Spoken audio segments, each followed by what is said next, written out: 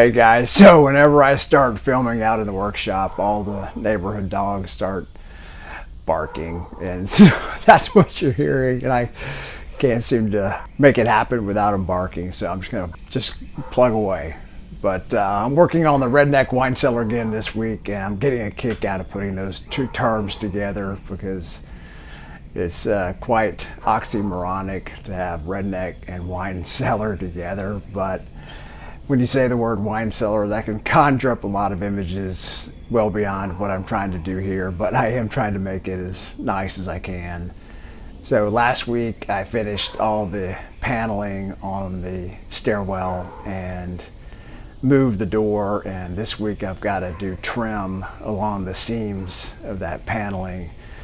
One for aesthetics, and then two to help seal it against the weather. And I chose cedar because it's rot resistant, and this week I'm also working on adding lighting. So an exterior sconce so that I can see the cellar when I need to see it and get there, and then interior lighting so that I can light up the stairwell, in part because I'm doing stairs this week as well, and to have lighting in there to help build the stairs would be very nice. So I'm doing some research on how to build stairs, and I think I have an idea of what I'm going to do, but frankly, I'm not super confident about it. But anyway, I really appreciate you guys, and thanks for sticking around.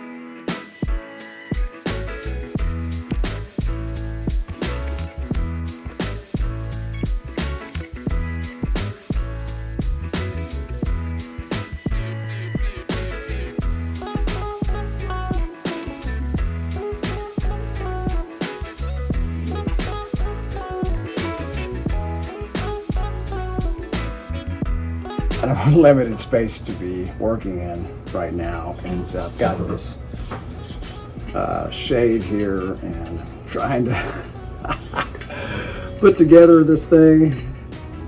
It's a really small area to work in, and the lighting is not great, which is why I'm installing lighting. So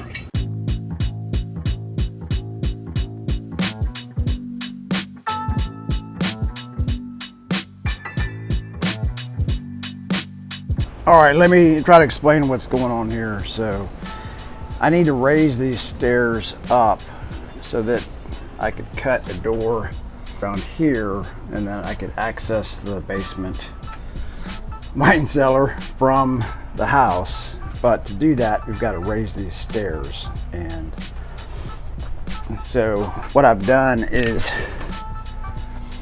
you have to allow for there's my dog and the neighbor's dog. Hey Bees. Hey Paula. You have to allow room for 3/4 inch plywood to sit on top of this. I'm going to form a little base here. This will be the initial landing when you walk in the door, but I've got to add 3/4 to this, and then we're going to do LVP or LVT on top of that. So 3/4 inch plywood plus basically a 1/2 inch for the LVP, and then some buffer room. Basically, I'm just going to make it even with this these cinder blocks and then these clamps just to keep it on there while I drill in. But I'm gonna use a masonry bit to create 2 holes and put anchor sleeves in there, and then I'll put a 2x6 here as well, so that'll form the new landing when you come into the stairs, and then I'll build the stringer off of that, and yeah, that's the plan.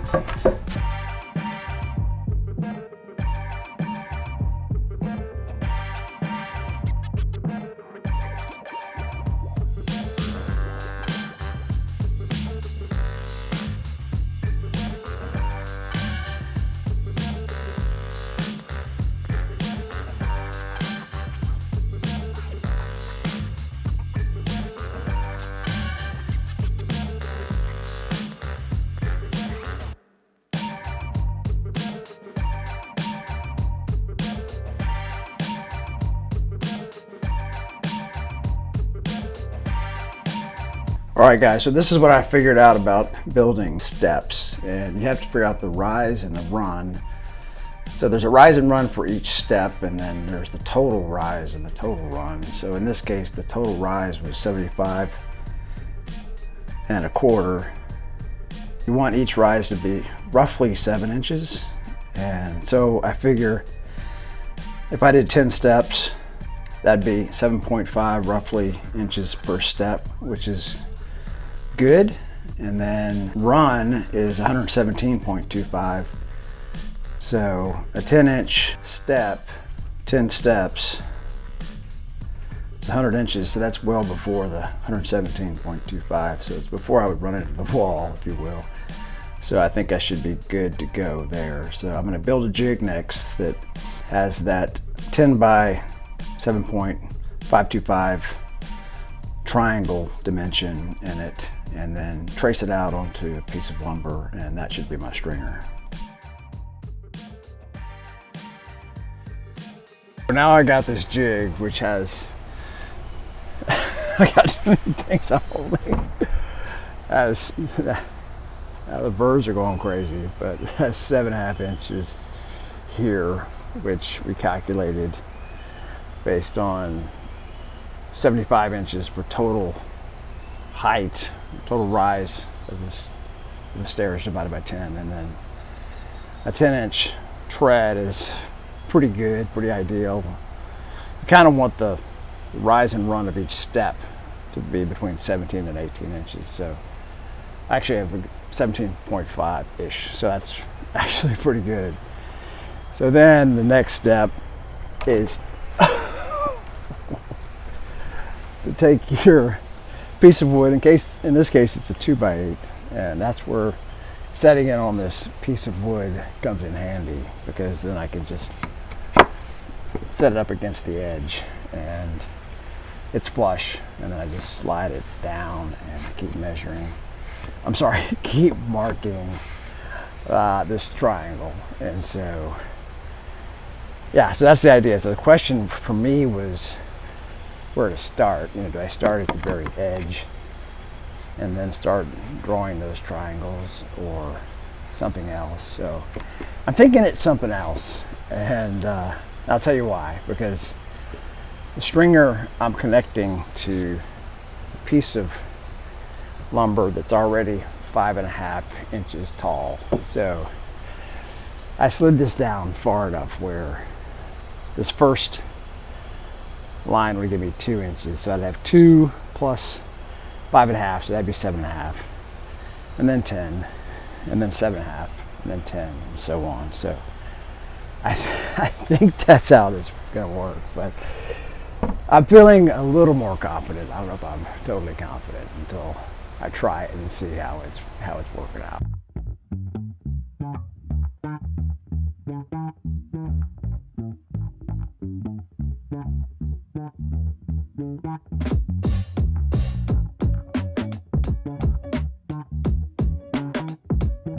Hey guys, so I'm celebrating Independence Day, if you can't already tell, but basically I made a mistake with those stringers, and the piece of lumber is not quite wide enough, and that leaves some weak spots there where the individual rise and run meet. And I think I've got a way to fix it, but I've got to do that and then add stringers and continue to build those stairs. So at the time, I probably gave too much credence to the idea that building stair steps on top of existing stairs might be at different angles, and somehow at the end they might actually converge and that would become a problem. But really it was never a problem after all. So I'm kind of at that point where a lot of work went into this particular video, and I'm ready to wrap it up and move on to next week's video, where I'll hopefully put a bow on this stair building exercise. So I really appreciate you guys and appreciate your hanging around.